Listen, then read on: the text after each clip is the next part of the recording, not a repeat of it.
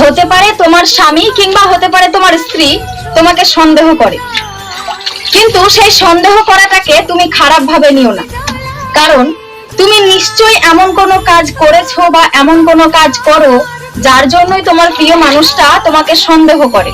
হয়তো সে চায় না তোমাকে সন্দেহ করতে, হয়তো সে তোমাকে ভালোবাসতেই চায়, কিন্তু তবুও তোমার কর্মের জন্য তাকে বাধ্য হয়ে তোমাকে সন্দেহ করতে হয়। তাই বলি কি, যেই কাজটা খারাপ লাগছে তোমার স্ত্রীর বা তোমার স্বামীর, মানে তোমার প্রিয় মানুষটার, সেই কাজটা করা তুমি বন্ধ করে দাও, দেখবে সে তোমাকে আর সন্দেহ করবে না। দেখো ভাই, সংসারের শান্তিটা হচ্ছে সবচেয়ে বড় শান্তি। তুমি হয়তো এখানে ওখানে গিয়ে দুদিনের জন্য সুখে থাকতেই পারো, কিন্তু সারা জীবনের সুখে থাকতে চাইলে সংসারে যেই মানুষটার সাথে তুমি থাকবে সেই মানুষটার মনের মতো হয়ে তোমাকে চলতে হবে। তাই নিজের বদ অভ্যেসটা এখনই ত্যাগ করে দাও।